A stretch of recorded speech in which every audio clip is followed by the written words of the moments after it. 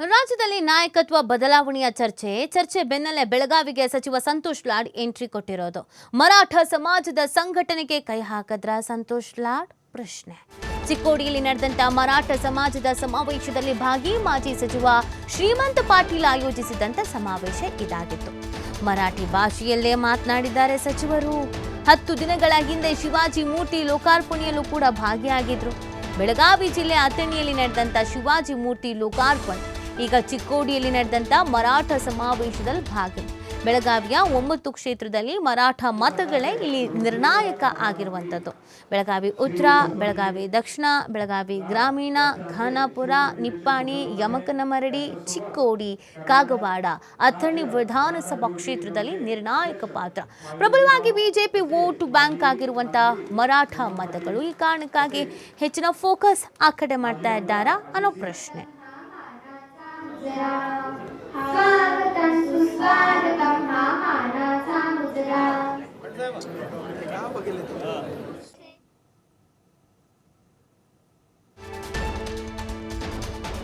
ಮರಾಠ ಸಮಾಜದ ನಾಯಕರು ಪಕ್ಷಾತೀತವಾಗಿ ಒಂದಾಗಬೇಕು. ಶಿವಾಜಿ ಮಹಾರಾಜರ ತಪ್ಪು ಇತಿಹಾಸ ಹೇಳುವುದಕ್ಕೆ ಬ್ರೇಕ್ ಹಾಕಬೇಕು.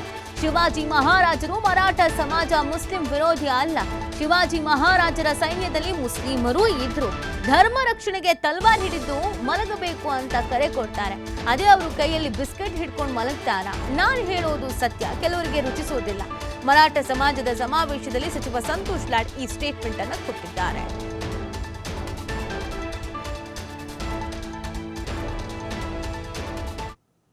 आता आम्ही हे जनरेशन आहे. वाईट काय वाटतंय माहितीये साहेब, मला वाईट जे अक्षरशः वाटतं, तुम्ही कुठल्या तरी पार्टीमध्ये राहा, मला काही त्रास नाहीये, पण छत्रपती शिवाजी महाराजचं हिस्ट्री बरोबर सांगा तुम्ही. सगळे भाषण करतात छत्रपती शिवाजी महाराज बद्दल, हिंदू स्वराज, हिंदू स्वराज, हिंदू स्वराज, हिंदू स्वराज. छत्रपती शिवाजी महाराजला कुठं आणून ठेवत म्हणलं तर मुस्लिम धर्माच्या विरुद्ध, आणि मराठी समाज म्हणलं तर आम्ही मुस्लिम समाजाच्या विरुद्ध. हे मला पटत नाही. थोड्या माणसाला पटेल. ಈ ಬಗ್ಗೆ ಮಾಹಿತಿ ನೀಡ್ತಾರೆ ನಮ್ಮ ಪ್ರತಿನಿಧಿ ಶ್ರೀಧರ್ ಸಂತೋಷ್ ಲಾಡ್ ಅವರ ಸ್ಟ್ರಾಟಜಿ. ಯಾಕಂದರೆ ಹೆಚ್ಚಿನ ಮತಗಳಿಗೆ ಎಲ್ಲಿ ಬರುತ್ತೆ, ಯಾವ ಸಮುದಾಯವನ್ನು ಎಲ್ಲಿ ಅಟ್ರಾಕ್ಟ್ ಮಾಡಬೇಕು ಅನ್ನೋದು ರಾಜಕಾರಣಿಗಳು ಮಾಡೋದು. ಸೊ ಇಲ್ಲಿ ಸಂತೋಷ್ ಲಾಡ್ ಅವರ ಈ ಪ್ರಯತ್ನ ಯಾವ ಥರ ನಡೀತಾ ಇದೆ?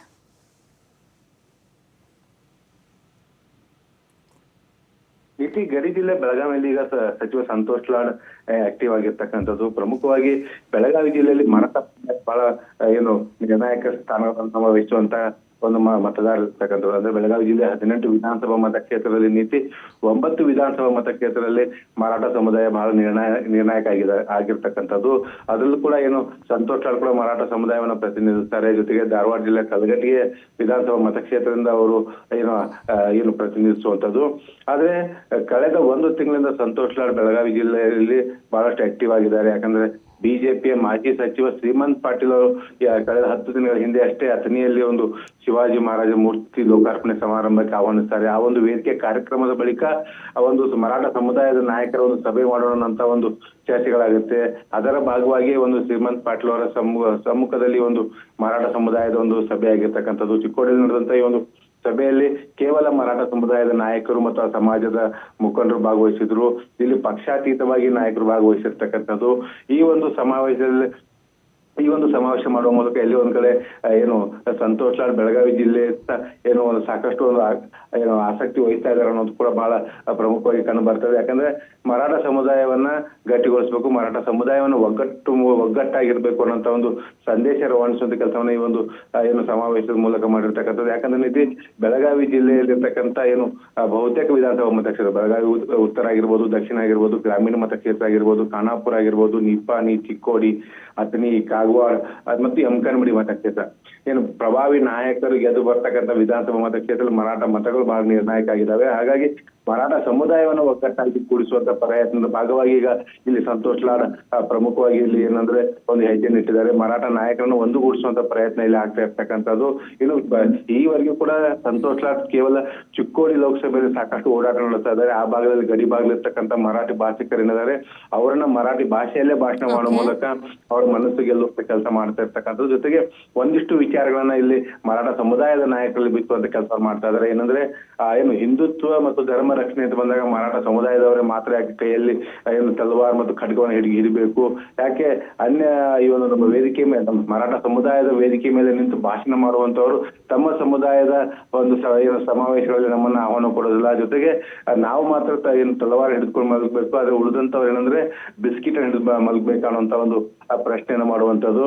ಅದ್ರ ಜೊತೆಗೆ ಛತ್ರಪತಿ ಶಿವಾಜಿ ಮಹಾರಾಜರಾಗಿರ್ಬೋದು, ಮರಾಠ ಸಮುದಾಯ ಆಗಿರ್ಬೋದು, ಇದು ಮುಸ್ಲಿಮರ ವಿರೋಧಿ ಅನ್ನುವಂತ ರೀತಿಯಲ್ಲಿ ಬಿಂಬಿಸ್ತಾ ಇದ್ದಾರೆ. ಆದ್ರೆ ಛತ್ರಪತಿ ಶಿವಾಜಿ ಮಹಾರಾಜರ ಸೈನ್ಯದಲ್ಲೂ ಕೂಡ ಮುಸ್ಲಿಮರು ಇದ್ರು. ಜೊತೆಗೆ ಮರಾಠ ಸಮುದಾಯ ಯಾವುದೇ ಕಾರಣಕ್ಕೂ ಮುಸ್ಲಿಮರ ವಿರೋಧ ಅಲ್ಲ ಅನ್ನುವಂತ ಅಂಶವನ್ನು ಕೂಡ ಇಲ್ಲಿ ಏನು ಇತಿಹಾಸದ ಸತ್ಯ ಏನಿದೆ ಸತ್ಯವನ್ನ ನಮ್ಮ ಸಮಾಜದ ಜನರಿಗೂ ಕೂಡ ತಿಳಿಸ್ಬೇಕು. ಜೊತೆಗೆ ಏನು ಅನ್ಯ ಸಮಾಜದವರು ಕೂಡ ಈ ಒಂದು ಸಂದೇಶವನ್ನ ರವಾನಿಸಬೇಕಾಗತ್ತೆ.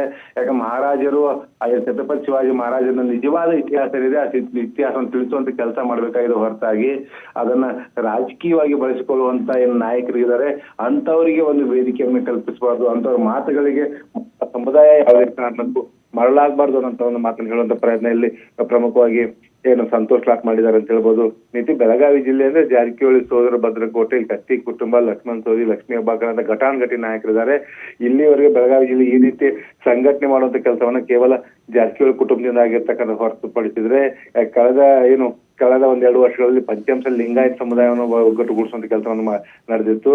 ಅದಾದ ಬಳಿಕ ಈಗ ಮರಾಠ ಸಮುದಾಯವನ್ನು ಒಂದು ಕಡೆ ಸೇರಿಸುವಂತದ್ದು, ಮರಾಠ ಸಮುದಾಯವನ್ನ ಒಂದುಗೂಡಿಸುವಂತ ಪ್ರಯತ್ನಕ್ಕೆ ಸಂತೋಷ್ ಲಾಡ್ ಮಾಡ್ತಿರ್ತಕ್ಕಂಥ ಬಹಳ ಸ್ಪಷ್ಟವಾಗಿ ಗೊತ್ತಾಗ್ತಾ ಇದೆ. ಯಾಕಂದ್ರೆ ಬೆಳಗಾವಿ ಜಿಲ್ಲೆ ಅನೇಕ ಮರಾಠ ಸಮುದಾಯದ ನಾಯಕರಿದ್ರು ಕೂಡ ಈ ರೀತಿಯ ಮರಾಠ ಸಮುದಾಯದ ನಾಯಕರನ್ನು ಒಂದೆಡೆ ಸೇರಿಸಿ ಸಭೆ ಸಮಾರಂಭಗಳನ್ನು ಮಾಡಿದ್ದಿಲ್ಲ. ಆದ್ರೆ ಈಗ ಶ್ರೀಮಂತ್ ಪಾಟೀಲ್ ಅವರನ್ನ ಏನು ಪ್ರಮುಖವಾಗಿ ಅವರನ್ನು ಮುಂದಾಳತ್ವದಲ್ಲಿ ಈ ಒಂದು ಸಮಾವೇಶ ನಡೆದಿದೆ. ಯಾಕಂದ್ರೆ ಶ್ರೀಮಂತ್ ಪಾಟೀಲ್ ನೀತಿ ಈ ಹಿಂದೆ ಕಾಂಗ್ರೆಸ್ ನಲ್ಲಿ ಇದ್ರು, ಆಪರೇಷನ್ ಕಮಲದ ಸಂದರ್ಭದಲ್ಲಿ ಕಾಂಗ್ರೆಸ್ ಅವರು ಬಿಜೆಪಿಯಲ್ಲಿ ಬಂದು ಮಂತ್ರಿ ಆದಂತವರು.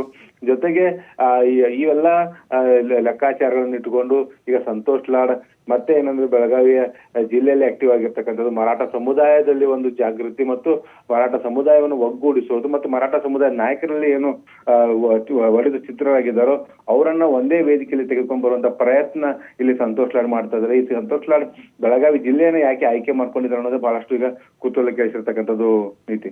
ಫೈನ್, ಥ್ಯಾಂಕ್ ಯು ಶ್ರೀಧರ್ ತಮ್ಮೆಲ್ಲ ಡೀಟೇಲ್ಸ್ಗೆ.